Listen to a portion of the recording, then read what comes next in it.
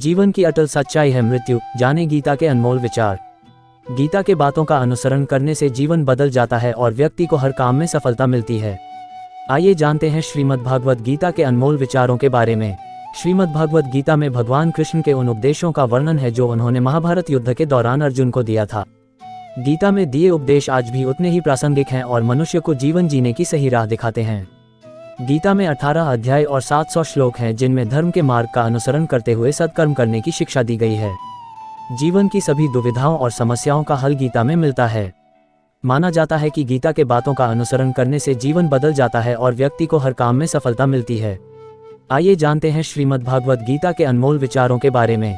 गीता उपदेश की महत्वपूर्ण बातें। गीता में लिखा है, मनुष्य के जीवन की अटल सच्चाई मृत्यु है।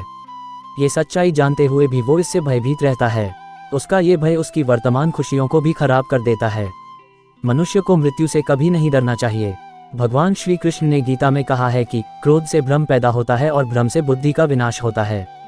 जब बुद्धि काम नहीं करती है तब तर्क नष्ट हो जाता है और व्यक्ति का नाश हो जाता है। इसलिए हर व्यक्ति को अपने क्रोध पर काबू करना आना चाहिए। क्रोध में लिए गए फैसले हमेशा गलत होते हैं और व्यक्ति आगे चलकर पछताता है।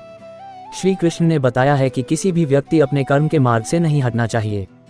कर्म छूटने पर मनुष्य अपनी राह से भटक जाता है। अगर जीवन में आगे बढ़ना है और दूसरों से अलग दिखना है तो सदैव अपना कर्म करते रहें। श्रीमद् भागवत गीता में लिखा है कि हर मनुष्य को स्वयं के भीतर जरूर झांकना चाहिए। आत्मज्ञान के जरिए ही व्यक्ति को अपने गुण और अवगुण के बारे में पता चलता है। आत्म मंथन व्यक्ति को सही गलत का निर्णय करने में मदद करता है।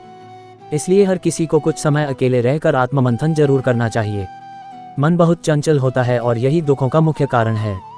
गीता के अनुसार हर व्यक्ति को अपने मन पर नियंत्रण रखना चाहिए। जो व्यक्ति अपने मन पर काबू पा लेता वो सफलता की राह पर चल पड़ता है।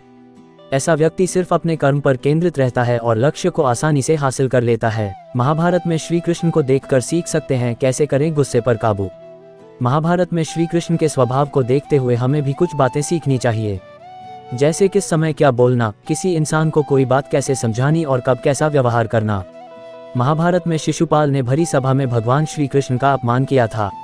इस पर श्री कृष्ण बहुत देर तक चुप रहे, लेकिन उन्हें जब लगा कि अब चुप्पी को कायरता मान लिया जाएगा तो उन्होंने भरी सभा में सुदर्शन चक्र का इस्तेमाल भी किया। महाभारत में श्री कृष्ण के स्वभाव से हम ये सीख सकते हैं, आप बार बार गुस्सा करते हैं तो सबसे पहले जो चीज़ खोते हैं वह है आपके संबंध।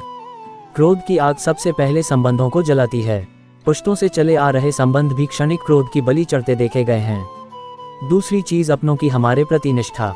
रिश्तों में दरार आए तो निष्ठा सबसे पहले दरकती है, फिर जाता है सम्मान। अगर आप बार बार किसी पर क्रोध करते हैं तो आप उसकी नज़र में अपना सम्मान भी गंवाते जा रहे हैं। इसके बाद बारी आती है अपनी विश्वसनीयता की। हम पर से लोगों का विश्वास उठता जाता है। फिर स्वभाव और स्वास्थ्य। कहने को लोग हमारे साथ दिखते हैं लेकिन वास्तव में वे होते नहीं हैं। ऐसे पा सकते हैं गुस्से से छुटकारा। 1. हमेशा चेहरे पर मुस्कुराहट रखें। कोई भी बात हो गहराई से उस पर सोचिए, सिर्फ क्षणिक आवेग में अपनी प्रतिक्रिया व्यक्त ना करें। 2. सही समय का इंतजार करें। कृष्ण से सीखिए अपने स्वभाव में कैसे रहें। उन्होंने कभी भी क्षणिक आवेग में कोई प्रतिक्रिया नहीं दी। 3. हमेशा परिस्थिति को गंभीरता से देखते थे। शिशुपाल अपमान करता रहा लेकिन वे सही वक्त का इंतजार करते रहे।